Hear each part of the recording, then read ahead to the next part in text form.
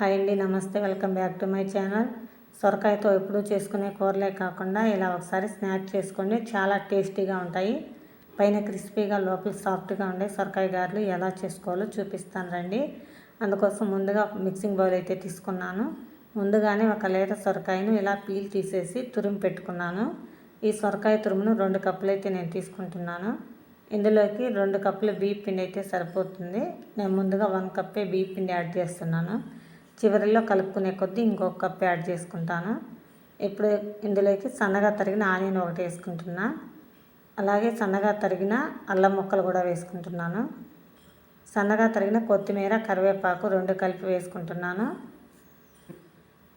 అలాగే సన్నగా తరిగిన పచ్చిమిర్చి, నేను 3 పచ్చిమిర్చి అయితే తీసుకున్నాను. మీ స్పైసీని బట్టి మీరు తీసుకోవచ్చు. 1/2 teaspoon salt, 1/2 teaspoon జీలకర్ర. ఇవి మొత్తం కలిసిపోయేలా చేతితో మిక్స్ చేసుకోవాలి. ఇందులో వాటర్ ఎక్కువ రిలీజ్ అవుతుంది కాబట్టి కొంచెం బియ్యం పిండి ఎక్కువే పడుతుంది. మనం తీసుకున్న 1 కప్పు బియ్యం పిండి సరిపోదు కాబట్టి ఇంకొక కప్పు కూడా యాడ్ చేసుకుంటూ మొత్తం అంతా మిక్స్ చేసుకుంటున్నాను. ఈ సొరకాయ హెల్త్కి చాలా మంచిది. ఇందులో సి విటమిన్, కే విటమిన్ 2 ఉంటాయి. పిల్లలు కర్రీ చేస్తే తినరు కాబట్టి ఇలా స్నాక్ రూపంలో చేసి పెడితే చాలా ఇష్టంగా తింటారు. ఇప్పుడు మొత్తం పిండినంతా మిక్స్ చేసేసుకున్న తర్వాత ఇలా అయితే రెడీ అయింది. ఇప్పుడు స్టవ్ మీద కడాయి పెట్టి అందులో ఆయిల్ పోసి ఆయిల్ హీట్ అవ్వనివ్వాలి. ఇప్పుడు ఈ పిండిని చిన్న చిన్న ముద్దలుగా చేసుకుంటూ చేతితో గారెల్లాగా ఒత్తుకొని ఆయిల్లో 1 బై 1 వేసుకోవాలి. మొత్తం ఇలా 1 బై 1 వేసుకోవాలి.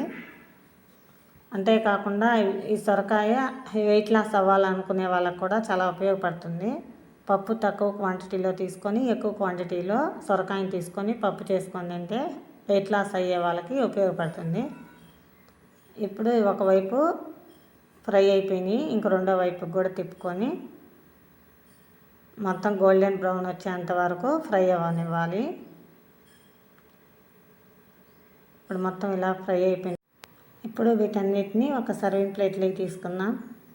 అంతే, ఎంతో టేస్టీగా ఉండే సొరకాయ గారెలు రెడీ అయిపోయినాయి. వీడియో కనుక నచ్చితే ప్లీజ్ లైక్ చేసి సబ్స్క్రైబ్ చేసుకోండి.